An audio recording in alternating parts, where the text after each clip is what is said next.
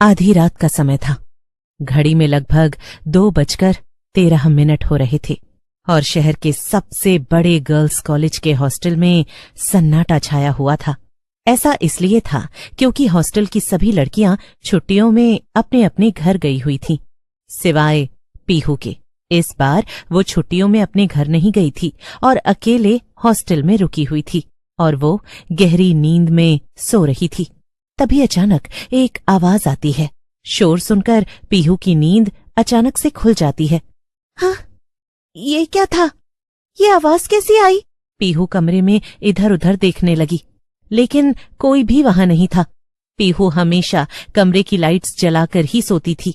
बाहर नीचे भी कोई नहीं और कमरे में भी कोई नहीं, तो ये शोर कैसा था? उफ, शायद मैंने कोई बुरा सपना देखा होगा। हाँ, फिर से सो जाती हूँ। पीहू अपने बेड पर लेट गई, लेकिन तभी उसे फिर से वो आवाज सुनाई दी। इस बार आवाज साफ थी और ये ऊपर छत से आ रही थी। ओफो, तो ये आवाज छत से आ रही है फिर से। अब तो ये हर रोज का ही हो गया है। हाँ, पता नहीं कौन सी बिल्ली है जो ऊपर छत पर रखा कबाड़ हिलाती डुलाती रहती है। हाँ, सो जाती हूँ। पीहू ने आवाज को अनदेखा किया और वो फिर सो गई, लेकिन उसे फिर से वही आवाज सुनाई दी। पीहू नींद से जाग गई और गुस्से में उठकर बैठ गई। ओफो, हद होती है। बस बहुत हो गया। आज तो देख ही आती हूँ इस बिल्ली को। पता नहीं कहाँ से आ जाती है रोज रोज। हाँ। पीहू गुस्से से अपने कमरे से बाहर निकली। अचानक से पीहू को फिर से वही आवाज आई। ये क्या? अब तो ये आवाज कॉरिडोर की छत से आ रही है। ये तो बड़ा ही अजीब है। पीहू कॉरिडोर में आगे बढ़ी, लेकिन वार्डन ने एक बार कहा था कि किसी भी लड़की का छत पर जाना मना है। क्या करूं फिर? जाऊं या नहीं? फिर से वही आवाज आई, इस बार ठीक पीहू के ऊपर से। लगता है जाना ही पड़ेगा, वरना रात भर में ये आवाज मुझे परेशान कर देगी। वैसे भी एक बार जाकर देखने से क्या ही हो जाएगा। ये सोचकर पीहू धीरे धीरे ऊपर जाने लगी और उसने छत पर चारों तरफ देखा। सामने का नजारा देखकर पीहू के होश उड़ जाते हैं। ये क्या? पीहू के सामने छत के एकदम कोने पर एक चुड़ैल खड़ी थी। चुड़ैल ने जब पीहू को देखा तो वो चलते हुए उसकी तरफ बढ़ने लगी। पीहू पीछे हटने लगी। उसके हाथ कांप रहे थे और दिल इतनी तेज धड़क रहा था जैसे अभी बाहर निकल आएगा। बचाओ! तुम कौन हो? चुड़ैल धीमे धीमे पीहू के पास आई और फिर उसने एक डरावनी हंसी हंसी। मैं हूं छत पर चलने वाली चुड़ैल। मैं ही इतने दिनों से रोज छत पर चल रही थी। क्या? यानी कोई बिल्ली नहीं थी? मैं क्या तुझे बिल्ली जैसी दिखाई देती हूँ, बेवकूफ लड़की? हे भगवान, बचाओ बचाओ, वार्डन दीदी! पीहू को चिल्लाता देखकर चुड़ैल को गुस्सा आ जाता है। चुप कर, तेरे चिल्लाने पर कोई नहीं आने वाला, समझी? और वैसे भी वो वार्डन 3 फ्लोर नीचे रहती है, इसीलिए ताकि उसे मेरे चलने की आवाज सुनाई न दे। माफ कर दो, मैं नहीं चिल्लाऊंगी, मुझे छोड़ दो प्लीज। चुड़ैल पीहू को छोड़ देती है। लेकिन इसका क्या मतलब? मतलब छोड़, अब मैं तुझे कच्चा चबाऊंगी। बड़ी स्वादिष्ट लग रही है तू तो। मुझे कुछ समझ नहीं आ रहा, प्लीज मुझे जाने दो। मुझसे यहाँ आकर गलती हो गई। ऐसे कैसे जाने दूं? मैं तुझे सिर्फ तभी जाने दूंगी जब तू मेरी एक शर्त मानेगी। क्या? कैसी शर्त? तू हॉस्टल की उस वार्डन रेखा को अपने जाल में फंसाकर यहाँ छत पर लेकर आ, फिर मैं तुझे नहीं बल्कि उसे खाऊंगी। क्या? यानी तुम चाहती हो कि मैं वार्डन आंटी को झूठ बोलकर यहाँ लाऊं ताकि तुम उन्हें मार दो, मगर ये तो पाप है।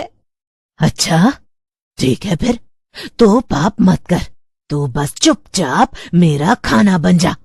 नहीं नहीं, मुझे खाना नहीं बनना, मुझे माफ कर दो। मैं वार्डन को ले आऊंगी। हाँ, अभी ले आती हूँ। हाँ, और जरा जल्दी करना, वरना अच्छा नहीं होगा।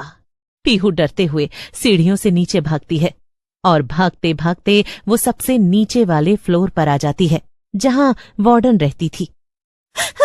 रेखा दीदी, हो रेखा दीदी, जल्दी बाहर आइए, वो एक दिक्कत हो गई है।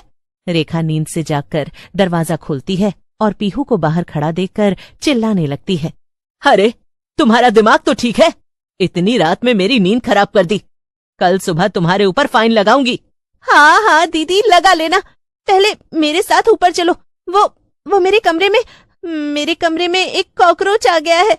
हैं? कॉकरोच? इसके लिए तुमने मेरी नींद खराब की? दीदी, जब तक कॉकरोच कमरे में है मैं वहां नहीं सो सकती। मुझे बहुत डर लग रहा है। प्लीज एक बार चलकर देख लो ना। हाँ, अगर कमरे में नहीं सो सकती तो कॉरिडोर में सो जाओ। भला इसमें मैं क्या करूं? मुझे तो शांति से सोने दो। ठीक है दीदी, आप कुछ मत करो, लेकिन फिर मैं आपके कमरे में आपके साथ सो जाती हूँ। हो, अच्छा ठीक है, चलो। पीहू आगे आगे चल रही थी। कॉरिडोर पर पहुंचते ही पीहू जोर जोर से चिल्लाने लगती है। अरे अरे, वो रहा कॉकरोच, उड़ते हुए छत की तरफ गया है। मेरे पीछे आइए दीदी, सीढ़ियों से ऊपर। उसे ऊपर भागते हुए देखकर वार्डन रेखा उसे रोकने की कोशिश करती है। नहीं, अरे नहीं, ऊपर मत जाओ, रुको, ऊपर मत जाओ। ओफो! लेकिन पीहू रेखा की एक नहीं सुनती और फिर मजबूरी में रेखा भी सीढ़ियों के ऊपर छत पर आ जाती है। बेवकूफ लड़की, जल्दी यहां से नीचे चल, यहां खतरा है। लेकिन पीहू शांत खड़ी थी। अचानक से रेखा और पीहू के सामने वही चुड़ैल आ जाती है और वो रेखा को पकड़ लेती है। अच्छा रेखा जी, कहीं आप मेरी बात तो नहीं कर रही? बचाओ बचाओ! देखा बेवकूफ लड़की, तूने मुझे कहाँ फंसा दिया। मुझे माफ कर दो रेखा दीदी, लेकिन इस चुड़ैल ने मुझे धमकी दी थी। हाँ? नहीं, मैं तुझे छोड़ूंगी नहीं। पहले खुद को तो बचाओ रेखा जी, फिर किसी और को छोड़ने और ना छोड़ने की बातें करना। चुड़ैल रेखा की तरफ उसे मारने के लिए बढ़ती है। नहीं, इन्हें छोड़ दो ना, इन्होंने तुम्हारा क्या बिगाड़ा है। दूर हो जा, वरना तेरी भी खैर नहीं। आवाज सुनकर और अचानक उसे कुछ याद आता है। तुम रश्मि हो? तुम चुड़ैल कैसे बनी? तो तूने मुझे पहचान ही लिया पीहू? हाँ, मगर ये सब कैसे? और तुम इस वार्डन को क्यों मार रही हो? असल में रश्मि और कोई नहीं बल्कि पीहू की रूममेट थी। सबकी तरह वो भी छुट्टियों में अपने घर चली गई थी, लेकिन वो यहाँ चुड़ैल बनकर छत पर कैसे भटक रही थी? ये तो एक राज ही था जो सिर्फ रश्मि बता सकती थी। जब मैं छुट्टियों के लिए हॉस्टल से अपने घर जाने के लिए निकल रही थी तो मैंने ऊपर यहाँ छत से एक आवाज सुनी। मैंने ऊपर आकर देखा तो ये वार्डन किसी से फोन पर बात कर रही थी। इसका कॉलेज के प्रिंसिपल के साथ अफेयर चल रहा था, जबकि ये और वो दोनों शादीशुदा हैं। इसने मुझे देख लिया और मार दिया, फिर प्रिंसिपल के साथ मिलकर आसानी से मेरी मौत को सांप से छिपा दिया।